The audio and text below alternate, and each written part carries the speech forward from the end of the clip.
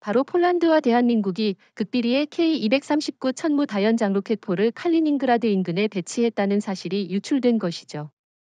러시아 입장에서 칼리닝그라드는 그야말로 철옹성과 같은 상징이었습니다. 나토의 동쪽 확장을 막는 최전선, 핵무기와 지휘소가 집중된 요충지. 그런데 이곳 바로 옆에 한국산 무기가 포진했다는 건 단순히 배치 그 이상의 의미를 갖습니다. 칼리닝그라드는 러시아가 수십 년 동안 노고존, 즉 들어올 수 없는 금단의 영역으로 포장해온 곳이었는데요. 이번에 공개된 위성사진과 군사정보는 그 환상을 한순간에 무너뜨렸습니다. 더 놀라운 건 이 과정에 한국이 단순히 무기 공급자가 아니라 전략적 결정의 주도자로 참여했다는 사실입니다. 이재명 정부가 폴란드와의 군사협력을 통해 미국도 꺼리던 위험한 수를 직접 둔 거죠. 그렇다면 질문이 생깁니다. 왜 폴란드와 나토는 미국산 HIMARS만으로는 만족하지 않았을까요? 사실 HIMARS는 우크라이나 전쟁을 통해 일정 부분 성능을 입증했지만 장거리 화력 지속 능력과 다탄종 운용에 있어 한계가 명확했습니다. 반면 천무는 저렴한 비용으로 훨씬 다양한 탄두를 장착할 수 있고 신속한 전개 능력까지 갖췄습니다. 폴란드가 대규모 계약을 맺은 이유도 바로 여기에 있습니다. 나토가 러시아를 압박하는 데 있어 실질적 결과를 보장할 수 있는 무기가 필요했던 겁니다. 그런데 여기서 흥미로운 부분이 있습니다. 단순한 무기 성능 비교라면 러시아도 충분히 대응할 수 있었을 겁니다. 그런데 왜 모스크바가 이번 소식에 이렇게까지 충격을 받았을까요? 저는 그 이유가 바로 심리적 파괴력에 있다고 봅니다. 러시아군 장병들은 칼리닝그라드만큼은 안전하다고 믿어왔는데 이제 그 믿음이 완전히 무너진 겁니다. 그 결과는 단순한 군사 위협을 넘어 병사들의 사기 저하와 지휘체계 혼란으로 이어질 수 있죠. 동의합니다. 그리고 저는 여기서 한 발 더 나아가 생각합니다. 이번 사건은 단순히 러시아만을 겨냥한 것이 아니라 중국과 일본에도 강력한 메시지를 보냈다고 봅니다. 특히 시진핑 정부 입장에서는 충격이 클 수밖에 없습니다. 칼리닝그라드에 천무가 배치될 수 있다면 당연히 한반도에서 중국 동북부 해안기지가 사정권 안에 들어올 수 있다는 의미니까요. 리아오닝 항구, 산둥 반도의 해군 시설 모두 서울이 마음만 먹으면 조준할 수 있다는 계산이 나온 겁니다. 일본도 마찬가지입니다. 이시바 시게루 총리가 최근 방위비를 대폭 늘리겠다고 선언했지만 정작 유럽 동맹국들이 선택한 건 일본 무기가 아니라 한국 무기였어요.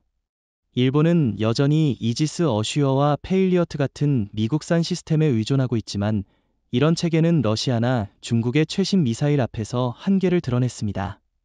반면 천무는 이동성과 화력, 비용 효율성에서 우위를 점했죠. 일본이 느끼는 좌절감은 단순히 기술 격차 때문이 아니라 국제적 신뢰를 잃고 있다는 점에서 더 큽니다. 그렇다면 이번 유출 자체가 의도된 연출일 수도 있겠네요. 누군가 우리가 러시아의 심장부를 겨냥하고 있다는 걸 굳이 전 세계에 알린 겁니다. 저는 이게 단순히 정보 유출이 아니라 일종의 전략적 퍼포먼스라고 봅니다. 모스크바를 겁주고 베이징과 도쿄를 압박하며 동시에 동유럽 국가들에게는 우리가 너희를 지킨다는 안도감을 주는 다층적 메시지죠. 그리고 이 모든 중심에 한국이 있다는 점이 핵심입니다. 정확히 짚으셨습니다. 지금까지 유럽 안보 구도에서 한국은 주변부 플레이어로만 여겨졌습니다. 그러나 이번 사건을 계기로 상황은 완전히 달라졌습니다. 이제 서울은 단순히 무기를 파는 나라가 아니라 전선을 재편하고 전략적 지형을 바꾸는 결정적 행위자가 된 겁니다. 워싱턴의 트럼프 대통령도 당혹스럽겠죠. 유럽 동맹이 미국산 무기가 아닌 한국산 무기를 전면에 세우는 장면은 사실상 미국의 영향력이 약화되고 있음을 보여주는 증거니까요. 칼리닝그라드라는 이름은 오랫동안 유럽인들에게 공포의 상징이었습니다. 러시아가 유럽 한복판에 박아놓은 거대한 핵요새, 나토가 감히 넘보지 못하는 금단의 영역이었죠. 수십 년간 러시아는 이곳을 통해 자신들의 힘을 과시했고 유럽 국가들은 어쩔 수 없이 그 위협을 감내해야 했습니다. 하지만 K-239 천무가 국경 바로 앞에 배치된 순간 이 신화는 산산조각 나버렸습니다. 더 이상 칼리닝그라드는 신성불가침의 요새가 아니라 언제든지 공격당할 수 있는 취약한 목표로 전락한 겁니다. 저는 여기서 중요한 전환점을 짚고 싶습니다. 과거에는 러시아의 반접근 지역 거부 A2AD 전략이 칼리닝그라드를 통해 완성된다고 여겨졌습니다. S-400 미사일, 이스칸데르 전술핵, 첨단 레이더 체계가 집결해 있었고 나토는 그 장벽을 뚫을 수 없다고 생각했죠. 그런데 천무의 등장으로 모든 게 달라졌습니다.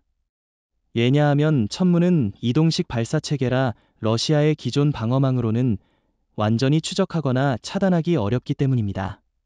마치 고정된 성벽만 믿던 러시아 앞에 어디서든 화살을 쏠 수 있는 기동공수가 나타난 셈입니다.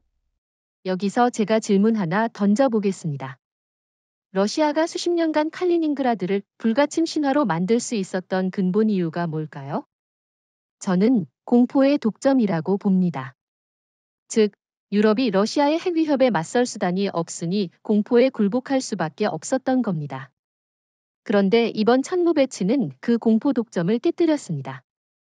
폴란드와 리투아니아, 라트비아 같은 나라들이 처음으로 우리가 러시아에 맞설 수 있다는 심리적 전환을 경험하게 된 것이죠. 그 부분에서 약간 다른 의견이 있습니다. 저는 천무가 단순히 심리적 상징을 넘어 실제로 러시아의 전략적 균형을 흔든다고 봅니다. 예를 들어 천무의 사거리가 80km에서 290km에 이르는데 이는 칼리닝그라드 내 주요 핵탄두 저장소와 지휘소 대부분을 사정권에 넣습니다. 러시아는 기존에 나토가 감히 손대지 못한다는 자신감을 가졌지만 지금은 상황이 정반대가 됐죠. 즉, 천무는 러시아의 핵 억지력을 실제로 무력화할 수 있는 도구라는 겁니다. 좋은 지적입니다. 그렇다면 이런 질문도 가능하겠죠. 미국이 그토록 강조해온 HIMARS로는 왜 이 금단의 벽을 깨지 못했을까요? 바로 비용과 운용의 제약 때문입니다. HIMARS는 탄종 제한이 크고 장거리 사격 능력이 부족합니다. 반면 천무는 저렴한 비용으로 대규모 운용이 가능하고 단거리, 중거리, 장거리 탄두를 자유롭게 조합할 수 있습니다. 폴란드가 수백 기를 도입한 이유가 여기에 있습니다. 천무는 단순한 추가 무기가 아니라 기존 방어 개념 자체를 전복시킨 게임 체인저라는 겁니다. 또 하나 흥미로운 점은 나토 내부의 반응입니다. 지금까지 나토 국가들은 미국의 전략에 의존하며 러시아를 견제했는데 이제는 한국산 무기가 그 역할을 대신하고 있습니다. 이는 단순한 무기 선택을 넘어 정치적 함의를 갖습니다. 유럽 국가들이 미국의 안보 독점을 깨뜨리고 한국과 새로운 협력축을 만들고 있다는 거죠. 트럼프 대통령이 유럽 동맹국에게 방위비 인상을 강요했지만 결과적으로 그 빈틈을 한국이 채워버린 셈입니다. 푸틴 대통령은 자정 무렵 즉시 국가안보회의를 소집했고 국방부의 정보부의 외교부 수뇌부가 모두 모스크바 크렘린 궁지하 벙커에 모였다는 보도가 흘러나왔습니다. 러시아 언론조차 이례적으로 긴급 속보를 내보냈을 정도로 상황은 심각했습니다. 왜냐하면 칼리닝그라드가 단순히 한 도시가 아니라 러시아의 핵심 억제력 상징이자 유럽 전체를 위협하는 창구였기 때문입니다. 그 창구가 지금 한국산 무기에 의해 직접 겨눠지고 있다는 사실은 러시아 권력 구조 자체를 뒤흔드는 충격이었습니다. 실제로 회의에 참석한 인물들 면면을 보면 사태의 중대성이 드러납니다. 쇼이구 국방장관, 나리시킨 대외정 보국장, 라브로프 외무장관이 한자리에 모였고 심지어 연방안보국, FSB까지 참여했습니다. 푸틴은 회의 시작과 동시에 이건 단순한 군사 위협이 아니라 체제 생존의 문제라고 강하게 말했다고 합니다. 지금까지 러시아는 나토의 확장에 대해 격하게 반발해왔지만 이번에는 그 반발이 아니라 실제 공포가 처음으로 드러난 겁니다. 여기서 흥미로운 점은 푸틴의 태도입니다. 과거 그는 서방의 압박이 있을 때마다 자신감을 과시하거나 협박으로 일관했습니다. 그러나 이번에는 달랐습니다. 일부 참석자들의 증언에 따르면 푸틴은 목소리가 높아지기도 했지만 동시에 전례 없는 불안감을 보였다고 합니다. 만약 천무가 실제로 발사된다면 우리는 어떤 선택을 해야 하는가? 라는 질문이 회의 내내 반복됐다고 하죠. 즉, 러시아 내부에서도 대응책이 명확하지 않다는 걸 스스로 인정한 셈입니다. 그렇다면 질문을 던져보겠습니다. 러시아가 선택할 수 있는 대응은 무엇일까요? 첫째, 이스칸데르 미사일 추가 배치. 둘째, S-400과 같은 방공망 보강. 셋째, 핵 억지 발언 강화. 하지만 문제는 이런 대응책이 모두 제한적이라는 겁니다. 이미 우크라이나 전쟁에서 러시아의 방공망이 허술하다는 게 드러났고, 이스칸데르 역시 이동식 천무를 일일이 찾아내기는 어렵습니다. 결국 강경 발언으로 내부 단속을 하는 수밖에 없는 상황이죠. 저는 여기서 한국의 역할이 다시 강조된다고 생각합니다. 나토는 오랫동안 미국 무기에 의존했지만 정작 러시아를 진짜 흔든 건 한국산 천무였습니다. 이는 단순한 무기 수출이 아니라 전략적 균형 이동을 만들어낸 사건입니다. 만약 이재명 대통령이 이런 배치를 승인하지 않았다면 지금 크렘린의 회의는 열리지도 않았을 겁니다. 결국 서울이 모스크바의 심장을 두드리는 트리거 역할을 한 겁니다. 게다가 이번 회의는 러시아만의 문제가 아닙니다. 중국과 일본도 촉각을 곤두세우고 있습니다. 시진핑은 즉각 팔리트뷰로를 소집해 동북아 해안기지가 한국 무기에 취약해질 가능성을 점검하게 했고, 일본 이시바 총리는 방위성 관계자들에게 일본은 이런 능력을 확보하지 못했는가라며 질책했다고 합니다.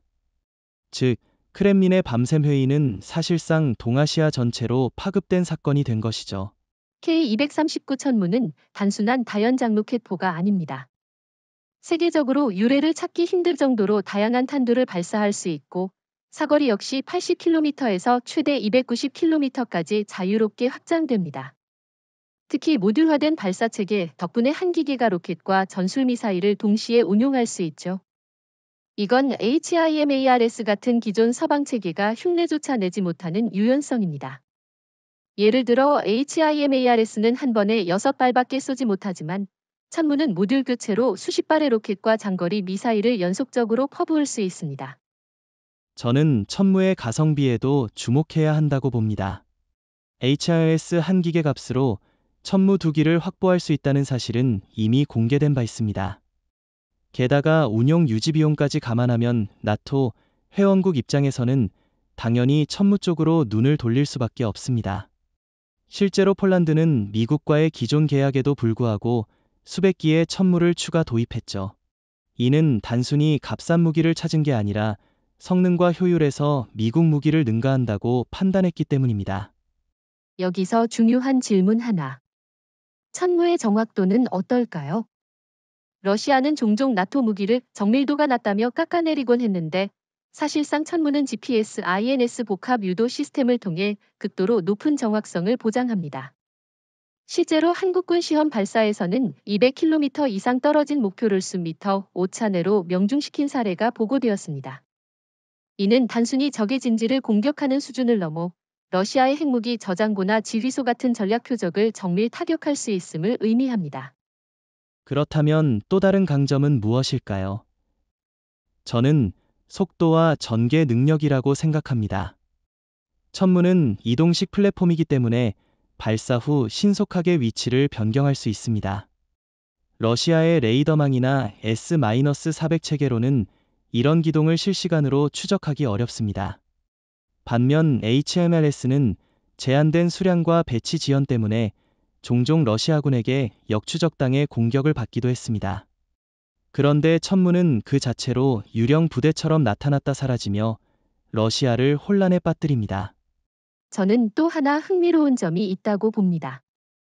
천무는 단순히 전투력 강화용이 아니라 연합작전의 중심 역할까지 할 수 있습니다. 예를 들어 나토의 정찰 드론이 러시아 기지를 포착하면 천무가 즉시 좌표를 입력받아 발사할 수 있죠.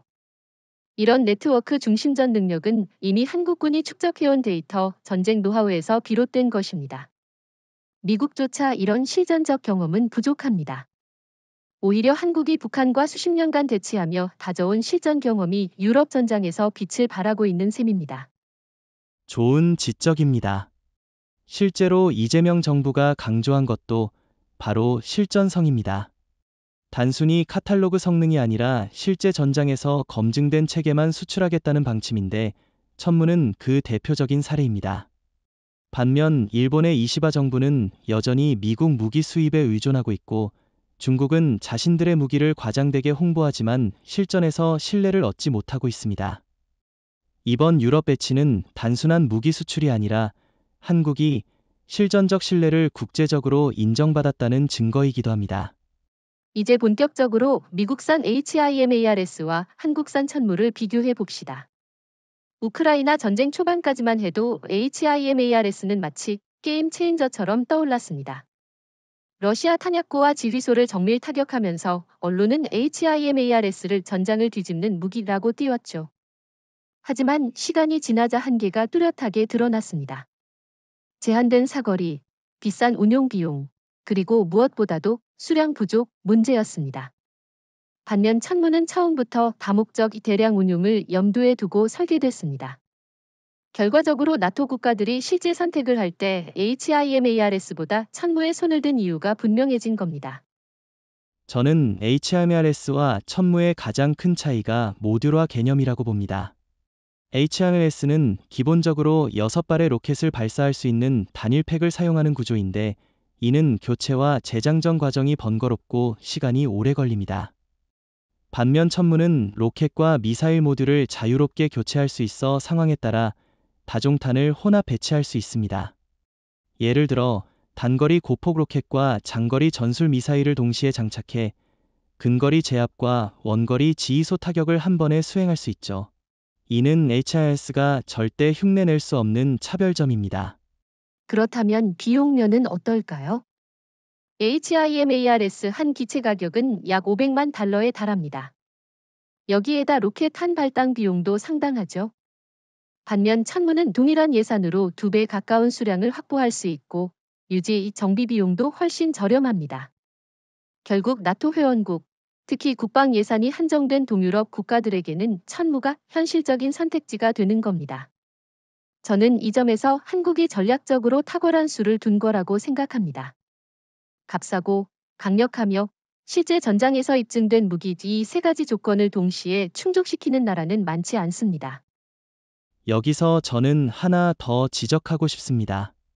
HIMARS는 결국 미국식 전쟁 방식, 즉 공군 의존형 전쟁에 보조적으로 쓰이는 무기입니다. 하지만 천무는 자체적으로 전장을 주도할 수 있습니다. 예컨대 HIMARS는 대규모 항공 정찰 지원이 있어야 최대 효과를 발휘하지만 천무는 드론 연동, 위성 좌표 입력만으로도 독립 작전이 가능합니다. 한국군이 북한을 상대로 수십 년간 축적한 전술 운용 경험이 반영된 것이죠. 이건 단순한 무기 차이가 아니라 전쟁 철학 자체의 차이라고도 볼 수 있습니다. 좋은 지적이에요. 사실 트럼프 행정부는 유럽 동맹국들에게 HIMARS 구매를 압박해왔습니다. 그런데 폴란드가 대규모 천무 계약을 체결하자 워싱턴은 당혹할 수밖에 없었습니다. 이는 단순히 무기 판매 손실을 넘어 미국의 안보 리더십이 흔들렸음을 의미합니다. 이제 유럽 동맹국들이 더 이상 미국산 무기만 바라보지 않고 한국이라는 새로운 선택지를 향해 눈을 돌리고 있다는 사실이 중요합니다. 일본의 경우도 마찬가지입니다. 이시바 총리는 일본 방위비를 사상 최대치로 늘렸지만 결국 일본이 손에 쥔 건 미국산 페일리어트과 이지스뿐입니다. 그러나 이번 칼리닝그라드 사태에서 국제사회가 주목한 건 HIMARS가 아니라 천무였습니다. 이는 일본의 엄청난 압박으로 작용합니다. 왜 우리는 한국처럼 독자 무기 체계를 개발하지 못했는가? 라는 자괴감이 도쿄 정가를 뒤흔들고 있는 거죠. 지금까지 나토는 미국을 중심으로 움직여왔습니다. 무기 체계도, 작전 교리도, 심지어 정치적 의사결정까지 워싱턴이 주도했죠. 그러나 칼리닝그라드 인근에서 천무가 효과를 입증하자 유럽 각국의 시선이 흔들리기 시작했습니다. 일부 장성들은 이제는 미국이 아니라 한국 무기 없이는 러시아를 막을 수 없다라고까지 말하고 있습니다. 이는 단순한 무기 논쟁을 넘어 나토 내 권력 지형을 바꾸는 심각한 문제로 번지고 있습니다. 실제로 폴란드와 발트 3국은 노골적으로 한국 편에 섰습니다. 그들은 지금까지 러시아의 군사적 위협에 가장 시달려온 나라들이죠. 그래서 우리를 진짜로 지켜주는 건 미국이 아니라 한국의 천무라는 인식이 확산되고 있습니다. 반대로 프랑스나 독일 같은 서유럽 국가들은 미국과의 관계 악화를 우려하며 조심스러운 태도를 보이고 있습니다. 이 과정에서 나토 회의장 안에서 공개적으로 의견 충돌이 벌어졌다는 보도까지 나왔습니다. 천무 중심의 새로운 방위 전략을 주장하는 동유럽과 미국 중심의 기존 틀을 고수하려는 서유럽이 정면으로 부딪히고 있는 겁니다. 그렇다면 미국은 왜 이렇게 당황할까요? 단순히 무기 판매 시장을 빼앗겼기 때문만은 아닙니다. 더 큰 문제는 안보 리더십의 상실입니다. 워싱턴은 수십 년간 유럽을 통제하면서 자신들의 정치적 영향력을 유지해왔습니다. 그런데 지금 서울이 공급한 무기가 유럽 방위의 중심이 되면서 자연스럽게 의사결정 권한도 한국 쪽으로 이동하고 있는 겁니다. 트럼프 대통령은 겉으로는 강경 발언을 하지만 실제로는 동맹국들이 한국과 손잡는 것을 막을 방법이 없다는 무력감을 느끼고 있습니다. 여기서 저는 조금 다른 시각을 제시하고 싶습니다. 나토 내부의 갈등이 반드시 미국의 패배만을 의미하지는 않을 수 있다는 점입니다. 워싱턴은 여전히 거대한 군사적 자산을 보유하고 있고 나토 내 정치적 영향력도 막강합니다. 하지만 분명한 건 한국이 새로운 축으로 부상하면서 미국이 독점하던 지위가 깨졌다는 사실입니다. 즉, 이제 미국은 더 이상 명령하는 자리가 아니라 협상해야 하는 자리로 내려오게 된 것이죠. 이것만으로도 한국 외교 안보 위상은 비약적으로 상승했다고 볼 수 있습니다. 특히 이재명 정부는 이번 기회를 영리하게 활용하고 있습니다. 단순히 무기를 판매하는 게 아니라 유럽 전체 안보 구도에 정치적 영향력을 투사하는 거죠. 예를 들어 천무 도입국들이 한국과 정기적인 합동 훈련을 추진하고 있다는 소식이 들려옵니다. 이는 곧 미국 없는 나토라는 상상을 현실로 끌어들이는 첫걸음일 수 있습니다. 만약 이런 흐름이 계속된다면 한국은 단순한 방산 강국을 넘어 국제 안보의 조율자로 자리매김할 가능성도 있습니다. 일본은 이 상황을 보며 더욱 불안해하고 있습니다. 도쿄는 여전히 미국에 전적으로 의존하고 있는데 만약 나토 국가들이 한국과 별도의 협력축을 형성한다면 일본은 외톨이가 될 수밖에 없습니다. 이미 이시바 총리는 한국처럼 자체 무기 개발을 강화해야 한다는 압박을 받고 있지만 일본 사회 구조상 쉽지 않은 과제입니다. 반대로 한국은 이번 사태를 통해 미국, 러시아, 중국, 일본을 동시에 견제하며 유럽과 새로운 신뢰관계를 구축하고 있습니다. 러시아가 이 지역을 전략 요새라 부르며 수십 년간 자랑해왔지만 지금은 역설적으로 인질 신세가 되어버렸습니다. 왜냐하면 천무의 사거리에 칼리닝그라드 핵심 시설 대부분이 들어갔기 때문이죠. 특히 전술핵 저장고, S-400 방공기지, 지휘 통제소 같은 러시아의 주요 자산이 그대로 노출됐습니다. 즉, 모스크바 입장에서는 한 번의 천무 발사로 유럽 방어의 핵심이 무너질 수 있다는 불안감을 안게 된 겁니다. 칼리닝그라드에는 단순한 군사 장비만 있는 게 아닙니다. 러시아가 유럽을 향해 우린 언제든 핵을 쓸 수 있다고 위협해온 바로 그 전술핵 탄두 상당수가 보관돼 있습니다. 그런데 그 탄두들이 천무에 타깃이 되는 순간 억제력이 아니라 오히려 러시아의 취약점이 됩니다. 마치 권총을 휘두르던 사람이 알고 보니 그 총이 상대의 조준선 위에 놓인 꼴이 된 것이죠. 저는 이 상황이 러시아군 지도부에게 치명적 심리 압박을 가하고 있다고 생각합니다. 그렇다면 이런 질문을 해봅시다. 러시아가 칼리닝그라드를 계속 핵심 거점으로 유지할 수 있을까요? 제 대답은 아니오입니다. 왜냐하면 이제 칼리닝그라드에 자산을 쌓아두면 쌓아둘수록 그 모든 것이 천무의 첫 타깃이 되기 때문입니다. 다시 말해, 이곳은 러시아의 힘을 상징하는 곳이 아니라 러시아 스스로의 발목을 잡는 인질 공간이 된 겁니다. 저는 여기에 전략적 함의가 하나 더 있다고 봅니다. 만약 전쟁이 발발했을 때 나토는 굳이 모스크바를 직접 공격하지 않아도 됩니다. 천무 몇 발만 칼리닝그라드로 날리면 러시아의 지휘 체계와 핵 억지 구조가 순식간에 마비될 수 있죠. 이는 나토에게 엄청난 심리적 우위를 제공합니다. 반대로 러시아는 칼리닝그라드를 지키기 위해 더 많은 자원을 쏟아야 하는데 이미 우크라이나 전쟁으로 소진된 군사력 상황을 고려하면 감당하기 어렵습니다. 중국과 일본도 이 장면에서 중요한 교훈을 얻고 있습니다. 베이징은 랴오닝, 칭다오 같은 해군 기지가 천무의 사정권에 들어간다고 생각하니 두려울 수밖에 없습니다. 도쿄 역시 요코스카나 오키나와 기지가 언제든 한국 무기의 압박 대상이 될 수 있다는 사실에 불안해합니다. 반면 한국은 칼리닝그라드를 통해 우리는 상대의 요새를 인질로 만들 수 있다는 능력을 세계에 과시한 셈입니다.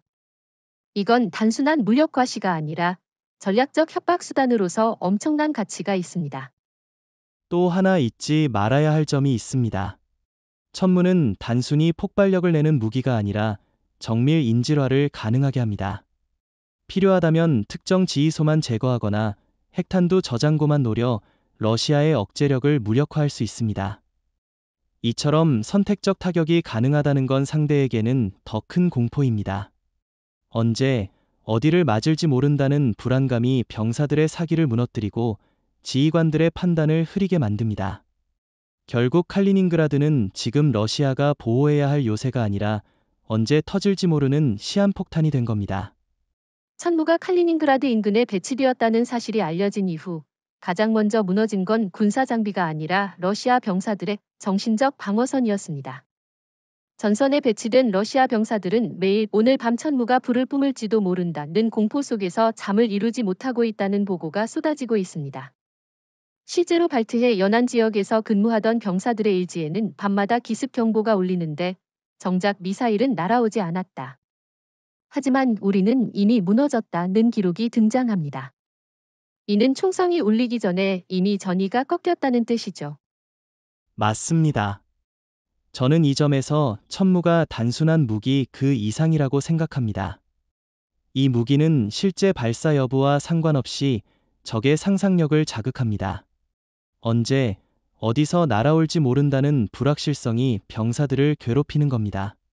예를 들어 우크라이나 전선에서 러시아 병사들이 HIMARS의 발사음을 듣고 공황 상태에 빠졌다는 사례가 보고됐는데 천무는 그보다 더 광범위하고 다양한 공격 패턴을 갖추고 있습니다. 즉, 실제로 불을 뿜지 않아도 존재 자체만으로 심리적 포위망을 형성하는 셈입니다. 흥미로운 건 러시아 내부에서조차 병사들의 불안감을 감추지 못하고 있다는 점입니다. SNS에 유출된 병사들의 메시지를 보면 우리는 하루 종일 천무 얘기만 한다. 대포 소리를 듣기도 전에 귀에서 윙윙거리는 환청이 들린다라는 내용이 있습니다. 이는 단순한 불평이 아니라 전투력 상실로 직결되는 현상입니다. 러시아군이 아무리 첨단 장비를 들이밀어도 병사들의 마음이 무너진다면 싸움은 시작하기도 전에 끝난 겁니다. 여기에 더해 천무는 지속 타격 능력까지 갖고 있죠. 병사들이 가장 두려워하는 건 단발성 공격이 아니라 반복되는 포격입니다. HIMARS가 기껏해야 몇 발 쏘고 위치를 옮기는 수준이라면 천무는 장시간 지속 사격이 가능합니다. 러시아 병사들은 포격이 멈추지 않을까 두렵다는 공포 속에서 생활합니다. 이건 단순한 체력 문제가 아니라 정신력을 소모시키는 치명적 요소입니다. 그렇다면 이런 상황에서 러시아 지휘부는 어떤 선택을 할 수 있을까요? 저는 거의 없다고 봅니다. 병사들의 사기 저하는 보급품으로 해결되지 않습니다. 새로운 무기를 투입해도 이미 공포에 휘둘리는 병사들은 제 성능을 발휘하지 못합니다. 특히 칼리닝그라드처럼 좁은 지역에서는 도망갈 곳조차 없습니다. 결국 러시아 지휘관들은 병사들에게 지켜라라고 명령하지만 병사들은 마음속으로 이미 항복을 떠올리고 있는 것이죠. 여기에 또 하나 흥미로운 비교가 있습니다. 일본이나 중국군의 병사들은 과연 다를까요? 저는 아니라고 봅니다. 일본의 자위대는 실제 전투 경험이 부족하고 중국군은 계급 위계에 눌려 창의적 대응이 어렵습니다. 이런 병사들이 천무의 포격 소문만 듣더라도 러시아군과 똑같은 공포를 겪게 될 겁니다. 반면 한국군은 수십 년간 북한과 대치하며 포격전 공포를 일상적으로 극복해왔습니다. 이 차이가 바로 전투 지속력의 차이로 이어지는 겁니다. 유럽의 공기 자체가 달라졌습니다. 그동안 발트 3국과 폴란드, 루마니아 같은 나라들은 늘 러시아의 그림자 속에 살았습니다. 러시아 전투기가 국경 근처를 스치면 경보가 울리고 이스칸데르 미사일이 전개됐다는 소문만 돌아도 공포가 번졌습니다. 그런데 천무가 칼리닝그라드를 겨냥하자 처음으로 이들 국가의 국민과 군 지도자들이 안도의 숨을 내쉬었다는 평가가 나옵니다. 그들에게 한국산 무기는 단순한 활력이 아니라 심리적 해방을 상징하는 존재가 된 겁니다. 저는 이 부분이 굉장히 흥미롭습니다. 왜냐하면 나토 내부에서도 늘 러시아 공포증이 가장 심각했던 건 동유럽 국가들이었거든요. 독일이나 프랑스는 경제적 이해관계 때문에 러시아에 대한 태도가 애매했지만 폴란드와 발트 3국은 실제 국경에서 러시아군과 맞닿아 있습니다. 그래서 이들 국가의 정치인들이 자국민을 설득하기 위해 늘 미국이 지켜준다는 말을 반복했죠. 하지만 현실적으로 미국은 언제나 늦었고 워싱턴의 방위 약속은 공허하게 느껴졌습니다. 그런 상황에서 천무가 배치되니 이제 우리를 진짜로 방어할 힘이 있다는 인식이 확산된 겁니다. 여기서 중요한 건 그 안도의 숨이 단순한 감정이 아니라 정치적 변화로 이어지고 있다는 겁니다. 리투아니아 의회에서는 우리는 이제 모스크바의 위협에 휘둘리지 않는다는 발언이 공개적으로 나왔고, 폴란드 장관은 한국과의 협력은 단순한 무기 거래가 아니라 자유 유럽을 지키는 파트너십이라고 선언했습니다. 이건 미국도 독일도 하지 못했던 강경 발언입니다. 결국 한국의 무기가 동유럽 정치인들에게 용기를 주고 있는 셈입니다. 사실 저는 이 장면에서 냉전의 역사가 완전히 뒤집혔다고 봅니다. 과거에는 모스크바가 공포를 무기로 삼아 유럽을 굴복시켰습니다. 하지만 이제는 서울이 제공한 무기로 유럽이 자신감을 무기 삼아 러시아를 압박하고 있습니다. 불과 몇 년 전까지만 해도 러시아가 유럽을 침공하면 우리는 버틸 수 없다는 게 상식처럼 받아들여졌습니다. 그러나 지금은 러시아가 함부로 움직였다간 칼리닝그라드부터 무너진다는 인식으로 바뀐 거죠. 그렇다면 질문 하나 해봅시다. 왜 유럽이 HIMARS에는 이런 안도감을 느끼지 못했을까요? 이유는 간단합니다. HIMARS는 제한적이고 수량이 부족했고 정치적으로도 미국 의존을 상징했습니다. 하지만 천무는 다릅니다. 값싸고 많이 배치할 수 있고 무엇보다 한국이라는 새로운 선택지가 주는 독립성 때문에 유럽인들에게 더 큰 안정감을 준 겁니다. 즉, 천무는 단순히 러시아의 공포를 무너뜨렸을 뿐 아니라 미국의 그늘에서 벗어나려는 유럽의 열망에도 부응한 겁니다. 게다가 유럽 언론도 주목하고 있습니다. 독일의 한일간지는 한국 무기 덕분에 발트의 국가들이 밤잠을 편히 잔다라고 썼고, 폴란드 언론은 워싱턴의 늑장보다 서울의 속도가 우리를 더 안심시킨다 라는 사설을 냈습니다. 이런 여론은 결국 유럽 내에서 한국에 대한 신뢰를 공고히 하고 동시에 러시아의 공포 정치를 무력화시키는 결과로 이어집니다. 천무가 칼리닝그라드에 배치되었다는 소식은 단순히 모스크바만을 충격에 빠뜨린 게 아닙니다. 베이징도 크게 흔들렸습니다. 왜냐하면 칼리닝그라드가 러시아의 불가침 신화였다면 중국에게는 랴오닝성과 산둥반도가 같은 상징적 거점이기 때문입니다. 중국의 해군 기지, 항공전력, 미사일 부대가 집중된 지역이 한국 무기의 사정권 안에 들어올 수 있다는 사실은 시진핑 정부에게 악몽과도 같은 시나리오였습니다. 즉, 칼리닝그라드의 사례는 동북아에서 중국의 전략적 취약점을 그대로 드러내준 거죠. 중국은 이미 미국과의 군사 경쟁에서 남중국해를 중심으로 긴장을 겪고 있는데 이번 사건은 완전히 다른 차원의 불안을 안겨줬습니다. 미국이 아니라 한국이 자국의 목을 조를 수 있다는 공포죠. 예를 들어 한국이 만약 천무를 동해 안에 대규모 배치한다면 단 몇 분 만에 중국의 칭다오 해군기지와 랴오닝 항모모항을 타격할 수 있습니다. 중국이 자랑하던 항공모함 전력이 사실상 거대한 표적으로 전락하는 겁니다. 여기서 중요한 질문 하나. 왜 중국은 특히 한국산 무기를 두려워할까요? 단순히 성능 때문만은 아닙니다. 한국 무기는 실전 경험이라는 무게를 갖고 있기 때문입니다.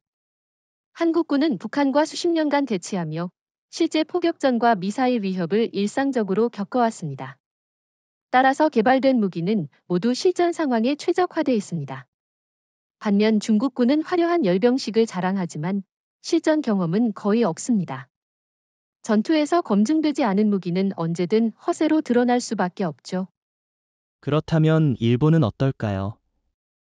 이시바 총리의 일본도 이번 사태를 통해 불편한 교훈을 얻고 있습니다. 일본은 미국에 전적으로 의존해 이지스와 페일리어트 체계를 배치했지만 정작 유럽에서 러시아를 압박한 건 한국 무기였습니다. 중국이 느끼는 공포와 일본이 느끼는 좌절은 다른 듯 보이지만 본질은 같습니다. 즉, 한국이 동북아에서 유일하게 전장을 바꾸는 힘을 가진 나라라는 걸 인정할 수밖에 없게 된 거죠. 실제로 베이징 내부에서는 긴급 회의가 열렸다고 합니다.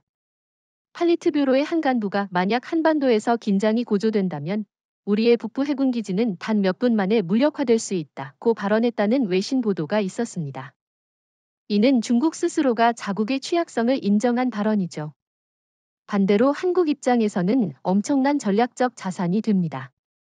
언제든 중국의 급소를 겨눌 수 있다는 사실만으로도 협상 테이블에서 우위를 점할 수 있습니다. 흥미로운 건 이런 상황에서 미국도 미묘한 태도를 보이고 있다는 점입니다.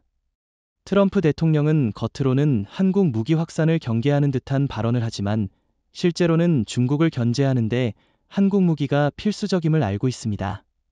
즉, 워싱턴조차도 서울의 힘을 빌리지 않고는 베이징을 압박할 수 없다는 현실을 인정하는 겁니다. 이건 한국이 단순히 무기 수출국이 아니라 미국과 중국 사이에서 전략적 킹메이커로 떠올랐다는 증거입니다. 이시바 시게루 총리는 방위비를 사상 최대 규모로 늘리고 미국산 이지스 어슈어와 페일리어트 체계를 전면 대치하며 자국민에게 우리는 안전하다라고 장담했죠. 그러나 정작 러시아를 압박한 무기는 일본 무기가 아니라 한국 무기였습니다. 그 충격은 단순한 기술 비교 차원을 넘어 국제적 신뢰의 문제로 번졌습니다. 도쿄는 한순간에 동맹국들 사이에서 뒤처진 파트너로 낙인 찍히게 된 겁니다. 저는 특히 일본 언론의 반응이 흥미로웠습니다. 일본의 주요 신문들은 한국 무기가 유럽의 신뢰를 얻는 동안 일본은 여전히 미국산 무기에 의존하고 있다는 자조적인 논평을 내놨습니다. 더 심각한 건 일본 내부에서도 왜 우리는 한국처럼 독자적 무기를 만들지 못했는가? 라는 비판 여론이 커지고 있다는 겁니다. 일본의 기술력이 결코 뒤지지 않음에도 불구하고 정치적 결단과 실전 경험에서 한국과 큰 격차가 드러난 것이죠. 여기서 질문을 하나 던져보겠습니다. 일본이 왜 한국처럼 자체 방산 체계를 구축하지 못했을까요? 제 생각에는 두 가지 이유가 있습니다. 첫째, 지나친 미국 의존입니다. 일본은 군사 주권을 사실상 워싱턴에 맡겨두고 무기 체계도 미국의 허락 없이는 제대로 개발할 수 없는 구조입니다. 둘째, 실전 경험 부족입니다. 한국은 북한과 수십 년간 대치하며 전장에서 필요한 무기를 직접 시험하고 개선할 수 있었지만 일본은 그런 환경이 없었습니다. 이 차이가 결국 유럽에서 드러난 겁니다. 동의합니다. 일본의 문제는 단순히 무기 성능이 아니라 신뢰 부족입니다. 나토 국가들이 한국을 선택한 이유는 값싸고 성능 좋은 무기 때문만이 아니라 한국이 실제로 전장에서 검증된 경험을 갖고 있기 때문입니다. 반면 일본 무기는 그런 신뢰가 없습니다. 결국 도쿄는 아무리 미국 무기를 사들여도 국제사회는 일본은 아직도 미국의 그림자 속에 있다라고 인식하는 거죠. 이건 일본에게 치명적인 외교적 약점입니다. 실제로 최근 유럽의 한 군사회의에서는 충격적인 장면이 포착됐습니다. 폴란드 대표가 일본 대표에게 우리는 한국 무기와 함께 간다라고 공개적으로 말한 겁니다. 이는 단순한 무기 선택이 아니라 일본을 외교적으로 배제하는 신호입니다. 도쿄가 아무리 방위비를 늘려도 국제사회에서 신뢰를 잃으면 의미가 없습니다. 결국 일본은 한국의 성장을 바라보며 질투와 불안을 동시에 느낄 수밖에 없는 상황이 된 겁니다. 저는 이 상황이 일본 내부 정치에도 큰 파장을 미칠 거라고 봅니다. 이시바 총리는 강경 노선을 내세우며 자주 방위를 강조했지만 정작 보여준 건 미국 의존과 국제적 고립입니다. 반면 한국은 미국, 러시아, 중국 사이를 오가며 자국 무기를 전략적 카드로 활용하고 있죠. 일본 국민이 이 차이를 깨닫는 순간 일본 정치는 새로운 압박을 받을 수밖에 없습니다. 한국은 세계의 무기 강국으로 인정받는데 일본은 아직도 뒤따라가기만 하느냐는 질문이 터져나올 겁니다. 천무가 칼리닝그라드에 배치된 이후 러시아가 가만히 있을 리는 없었습니다. 푸틴은 즉각 결정적 대응을 지시했고 이스칸데르 전술 미사일과 S-400 방공 시스템을 추가 배치했다는 보도가 쏟아졌습니다. 언론은 이를 러시아의 반격이라 포장했지만 실상은 달랐습니다. 이미 드러난 약점을 가리려는 임시 방편일 뿐이었죠. 왜냐하면 이스칸데르와 S-400은 고정된 배치망에 의존하기 때문에 이동성과 기습성이 강한 천무를 완전히 막아낼 수 없기 때문입니다. 다시 말해 러시아가 강력한 반격을 내세웠지만 오히려 취약점만 노출한 셈입니다. 저는 이번 러시아의 대응을 일종의 과시성쇼라고 봅니다. 이스칸데르 미사일은 사거리 500km 이상으로 알려져 있지만 발사 준비와 이동의 시간이 오래 걸립니다. 반면 천무는 몇 분 만에 준비를 끝내고 발사할 수 있습니다. 즉, 속도와 기동성에서 이미 승부가 갈린 겁니다. 또 S-400 방공망은 정적인 항공기나 미사일에 대응하도록 설계됐는데 다발성 동시 발사 체계를 가진 천무 로켓을 모두 막기는 불가능합니다. 러시아가 아무리 최신 무기를 들이밀어도 그 무기들의 한계가 그대로 드러난 셈입니다. 그렇다면 이런 질문이 생깁니다. 러시아는 왜 굳이 이런 무력 시위를 감행했을까요? 저는 내부 단속 때문이라고 봅니다.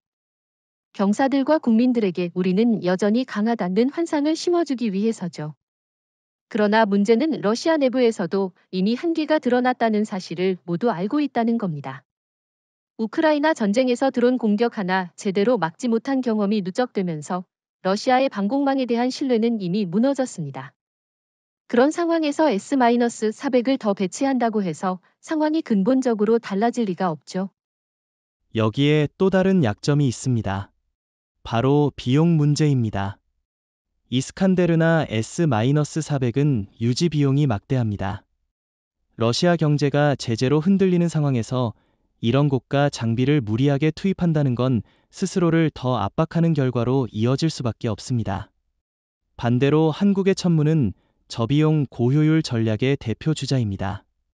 폴란드가 수백 기를 대량 도입할 수 있었던 이유도 여기에 있습니다. 결국 러시아의 과시성 반격은 오히려 경제적 부담과 전략적 무력감을 동시에 드러낸 셈입니다. 저는 여기서 또 하나 짚고 싶습니다. 러시아가 반격을 시도할수록 나토 내부에서는 한국 무기에 대한 신뢰가 더 높아지고 있습니다. 러시아가 저렇게 반응한다는 건 천무가 그만큼 효과적이라는 증거다라는 평가가 퍼지고 있는 겁니다. 즉, 푸틴의 반격은 한국 무기를 더 강력하게 홍보해주는 아이러니한 효과를 낳았습니다. 중국과 일본도 이번 장면을 주의 깊게 지켜보고 있습니다. 베이징은 러시아의 S-400을 수입해 자랑해왔는데 이번 사건으로 그 체계의 한계가 그대로 노출됐습니다. 도쿄 역시 페일리어트과 이지스 체계로는 충분하지 않다는 사실을 뼈저리게 느끼고 있습니다. 반면 한국은 러시아의 반격을 계기로 오히려 기술적 우위를 더 공고히 했습니다. 즉, 이번 사태는 러시아의 약점 노출일 뿐만 아니라 중국, 일본의 방어 개념에도 타격을 준 겁니다. 칼리닝그라드 사태 이후 국제사회의 시선은 이제 완전히 서울로 쏠리고 있습니다. 불과 몇 년 전까지만 해도 한국은 지역 강국으로만 평가받았습니다. 그러나 지금은 다릅니다. 천무 배치를 계기로 나토와 러시아, 나아가 중국과 일본까지 모두 서울의 의중을 살피지 않으면 안 되는 상황이 된 겁니다. 한국이 움직이면 전선이 바뀌고 한국이 멈추면 긴장이 풀린다는 인식이 굳어졌습니다. 이재명 대통령이 청와대에서 어떤 결정을 내리는지가 곧바로 크렘린과 백악관의 회의 안건이 되는 말 그대로 국제적 중추가 된 것이죠. 실제로 나토 내부에서도 한국 없이는 전략 논의를 할 수 없다는 발언이 나왔습니다. 과거에는 워싱턴과 브뤼셀의 결정을 동유럽이 따르는 구조였지만 이제는 바르샤바가 서울과 직통 채널을 통해 협의를 먼저 한다는 겁니다. 심지어 미국 장성들조차 폴란드군이 한국 무기를 신뢰하는 건 단순한 구매가 아니라 정치적 선택이라며 불편한 심기를 드러냈습니다. 즉, 한국이 전선의 중심으로 올라서면서 미국의 전통적 리더십이 흔들리고 있는 겁니다. 여기서 흥미로운 질문이 생깁니다. 왜 하필 한국이 이런 위치를 차지하게 되었을까요? 단순히 무기 성능 때문만은 아닙니다. 첫째, 한국은 미국이나 러시아처럼 패권 의도가 없다는 점이 유럽에 신뢰를 줬습니다. 둘째, 실전 경험으로 다져진 무기와 전술이 곧바로 현장에서 효과를 발휘했다는 점입니다. 셋째, 무엇보다도 한국은 경제력과 산업 기반이 뒷받침되는 나라라 장기간 안정적인 공급을 보장할 수 있습니다. 이 세 가지가 맞물리며 한국은 자연스럽게 조율자의 위치로 올라선 겁니다. 저는 또 다른 요소를 추가하고 싶습니다. 바로 균형 외교입니다. 이재명 정부는 미국과 협력하면서도 중국과 러시아에 대해서는 독립적인 태도를 유지하고 있습니다. 유럽 국가들이 한국을 주목하는 이유는 바로 이겁니다. 미국처럼 강압적이지도 러시아처럼 제국적이지도 않은 중간자의 역할을 할 수 있기 때문입니다. 그래서 나토 내에서는 한국의 중재가 오히려 유럽 안보에 더 안정감을 준다는 평가까지 나옵니다. 이는 일본이나 중국이 결코 흉내낼 수 없는 외교적 자산입니다. 실제로 유럽 언론은 한국을 새로운 게임 메이커로 표현하고 있습니다. 독일의 한 방송은 서울이 움직이면 모스크바가 긴장하고 브뤼셀이 안도한다라고 보도했습니다. 또 프랑스 일간지는 21세기 나토의 새로운 축은 워싱턴이 아니라 서울이라고까지 썼습니다. 이런 담론은 단순한 수사가 아니라 한국이 국제 무대에서 차지하는 위치가 얼마나 달라졌는지를 보여줍니다. 그렇다면 일본은 어떨까요? 도쿄는 이번 사태에서 사실상 투명인간이 되어버렸습니다. 유럽 국가들이 협력 파트너로 한국을 택하면서 일본은 회의 테이블에서 언급조차 되지 않았습니다. 이시바 총리가 방위비 확대를 외쳐도 국제사회는 한국의 천무와 K방산만 기억합니다. 중국 역시 한국의 급부상에 당황하고 있습니다. 시진핑이 아무리 군사력을 과시해도 유럽이 신뢰하는 건 한국 무기지 중국 무기가 아니니까요. 칼리닝그라드는 오랫동안 러시아가 유럽을 제압할 무기로 자랑하던 요새였습니다. 그러나 천무가 등장한 순간 그 요새는 단숨에 전략적 약점으로 전락했습니다. 미래의 전쟁 시나리오를 상상해 봅시다. 러시아가 아무리 칼리닝그라드를 강화하더라도 이미 나토와 한국은 이곳을 첫 타깃으로 삼을 수 있습니다. 요새가 적을 압박하는 수단이 아니라 오히려 적에게 공격 이유를 제공하는 취약한 거점이 된 것이죠. 이건 단순한 상징적 붕괴가 아니라 러시아 전체 전략의 근간이 흔들리는 사건입니다. 저는 칼리닝그라드가 앞으로 러시아에게 경제적 짐이 될 가능성이 크다고 봅니다. 왜냐하면 이 지역을 방어하기 위해 막대한 자원을 쏟아야 하지만 결국은 천무 몇 기로 무력화될 수 있기 때문이죠. 실제로 유럽 언론은 칼리닝그라드는 러시아의 골칫거리라는 표현을 쓰고 있습니다. 방어하려 해도 끝이 없고 포기하려 해도 체제 상징이라 버릴 수 없는 진퇴양난의 상황입니다. 이처럼 방어보다 유지에 더 많은 자원을 쓰는 거점은 장기적으로 러시아의 발목을 잡을 수밖에 없습니다. 여기서 한 가지 흥미로운 점을 짚고 싶습니다. 만약 러시아가 칼리닝그라드를 지키기 위해 핵무기를 전면적으로 배치한다면 어떨까요? 이 경우 국제사회의 시선은 더욱 싸늘해질 겁니다. 이미 우크라이나 전쟁에서 핵위협을 남발한 러시아는 신뢰를 잃었고 만약 유럽 심장부에 전술핵을 더 들여놓는다면 오히려 나토 결속을 강화시키는 결과가 될 겁니다. 결국 칼리닝그라드는 방어수단이 아니라 러시아의 외교적 고립을 심화시키는 독약이 되는 겁니다. 그렇다면 한국은 어떤 이익을 얻게 될까요? 저는 굉장히 크다고 생각합니다. 칼리닝그라드가 러시아의 약점으로 굳어질수록 나토 국가들은 한국 무기를 더 의존할 수밖에 없습니다. 이는 단순한 방산 수출의 문제가 아니라 한국이 유럽 안보의 핵심 파트너로 자리매김하는 계기가 됩니다. 반면 일본이나 중국은 이런 역할을 할 능력이 없습니다. 일본은 여전히 미국의 그림자에 묶여 있고 중국은 국제적 신뢰를 얻지 못했으니까요. 결과적으로 한국은 칼리닝그라드의 변화를 발판 삼아 세계 전략 무대에서 입지를 넓히는 겁니다. 러시아 내부에서도 이 지역의 미래를 두고 논쟁이 치열합니다. 일부는 칼리닝그라드를 요새화해야 한다고 주장하지만 다른 일부는 차라리 비무장 지역으로 만들어야 한다는 극단적 주장까지 나옵니다. 이는 이미 러시아 지배층 내부에서 칼리닝그라드를 자산이 아닌 부담으로 보기 시작했음을 보여줍니다. 그 자체가 바로 전략적 붕괴의 증거입니다. 저는 여기서 중요한 교훈을 강조하고 싶습니다. 한국은 무기를 통해 단순히 전장을 바꾸는 게 아니라 상대의 전략적 요충지를 스스로의 발목으로 만드는 능력을 보여줬습니다. 칼리닝그라드가 미래에는 러시아의 철퇴가 아니라 올가미가 될 거라는 사실이 그 증거입니다. 유럽과 아시아 모두 이 변화를 목격했고, 이제 러시아의 위협 담론은 설득력을 잃어가고 있습니다. 참모가 칼리닝그라드에서 만든 파장은 단순히 유럽에 국한되지 않습니다. 이는 곧 전 세계 질서를 흔드는 선언으로 이어졌습니다. 그동안 레드라인은 워싱턴이나 모스크바가 정하는 것이 당연하다고 여겨졌습니다. 그러나 이제는 상황이 완전히 달라졌습니다. 서울이 칼리닝그라드라는 전략적 요충지를 겨냥하면서 누가 레드라인을 긋는가라는 질문에 새로운 답이 생긴 겁니다. 바로 대한민국, 한국이 그 주인공이라는 사실입니다. 저는 이번 사건이 단순히 무기 배치가 아니라 정치적 선언이라고 생각합니다. 한국은 공식적으로 우리가 세계 안보의 균형을 바꿀 수 있다는 메시지를 던졌습니다. 과거에는 미국이 나토를, 러시아가 구소련권을 통제하며 세계 질서를 주도했습니다. 그러나 이제 유럽의 안보와 아시아의 균형 모두 한국의 무기와 결단에 달려있다는 인식이 확산되고 있습니다. 이건 단순히 군사기술의 승리가 아니라 외교적 위상의 대전환입니다. 여기서 중요한 질문 하나. 왜 하필 지금 한국이 이런 위치에 오르게 되었을까요? 첫째, 미국의 피로감입니다. 트럼프 행정부는 동맹을 압박하고 방위비를 강요하면서 스스로의 리더십을 약화시켰습니다. 둘째, 러시아의 몰락입니다.